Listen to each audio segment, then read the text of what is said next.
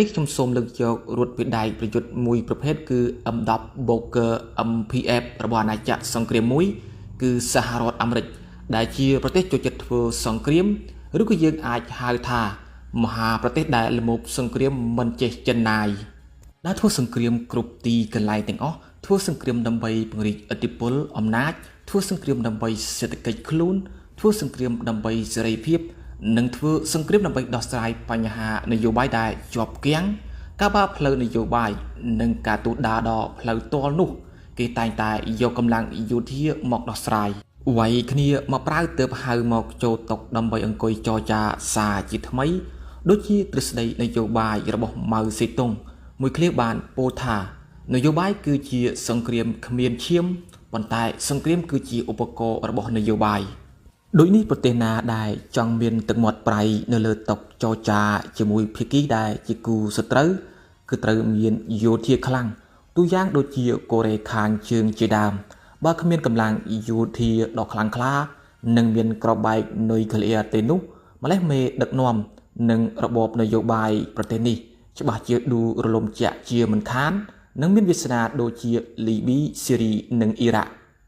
អំពី M10 Boker ឬហៅកាត់ថា MPF អ្នកខ្លះថាជារថវិដាយប្រយុទ្ធខ្លះថាជារថក្រោះប្រយុទ្ធធន់ស្រាលដោយសារតែវាមិនបញ្ចូលគ្នានៅបច្ចេកវិទ្យារវាងរថវិដាយនិងរថក្រោះឲ្យចេញជា M10 Boker នេះឡើងដូច្នេះយើងអាចហៅវាជារថវិដាយប្រយុទ្ធក៏បានឬក៏ហៅថារថក្រោះប្រយុទ្ធធន់ស្រាល Light Tank ក៏បានដោយ M10 Boker នេះផលិតដោយក្រុមហ៊ុន General Dynamics Land System របស់សហរដ្ឋអាមេរិកវាត្រូវបានផលិតក្នុងឆ្នាំ2023និងមានទម្ងន់ចាប់ពី38ទៅ42តោនបំពាក់ទៅដោយកង់ច្រវាក់និងប្រើប្រាស់ម៉ាស៊ីនដែលមានកម្លាំង800សេសរត់ក្នុងល្បឿន65គីឡូម៉ែត្រក្នុង1ម៉ោងរត់បានចម្ងាយ305គីឡូម៉ែត្របំពាក់ទៅដោយកាំភ្លើងធំកណ្ដុង105មីលីម៉ែត្រ M35 ប្រើប្រាស់គ្រាប់ប្រភេទ APDS និង High Explosive សម្រាប់គ្រាប់ APDS បាញ់បានចម្ងាយ 1.8 គីឡូម៉ែត្រគ្រាប់ High Explosive បាញ់បានចម្ងាយ4គីឡូម៉ែត្រនិងនៅត្រង់ដំបូលនៃរថវិដាយប្រយុទ្ធធន់នេះអាចបំពាក់កាំភ្លើងយន្ត 12.7 មីលីម៉ែត្រនិង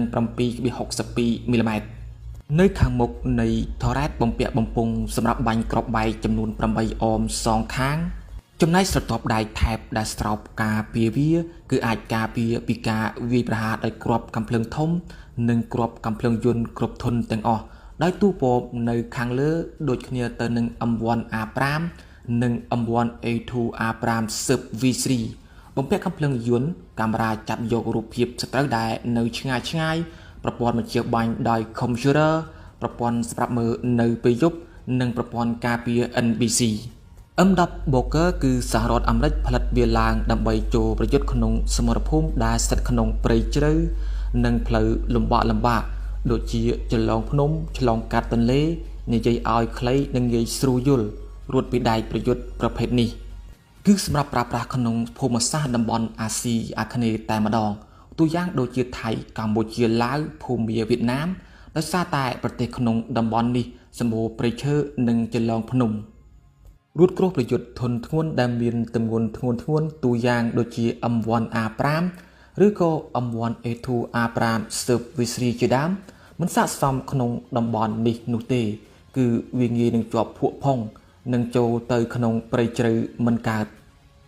ពួកវាខ្លាំងបានតែតំបន់វាខ្សាច់តែប៉ុណ្ណោះប៉ុន្តែសម្រាប់ M10 Boker នេះវិញមានទម្ងន់ស្រាលអាចចល័តទីគ្រប់ទីកន្លែងគ្រប់កលៈទេសៈឆ្លងទឹកទន្លេកាត់ព្រៃឡើងចោតកាត់ភក់ផុងវាអាចប្រតិបត្តិការបាន24ម៉ោងដោយមិនចាំបាច់ឈប់សម្រាកនោះឡើយតើវាអាចទៅរួចដែរទេដែលសហរដ្ឋអាមេរិកផលិតវាឡើងគឺដើម្បីត្រៀមខ្លួនចូលប្រឡូកក្នុងសង្គ្រាមនៅតំបន់អាស៊ានយើងសារជាថ្មីម្ដងទៀតគូបញ្ជាក់ផងដែលថា M10 Boker នេះប្រើប្រាស់កម្លាំងទាហានចំនួន4នាក់សម្រាប់ប្រតិបត្តិការ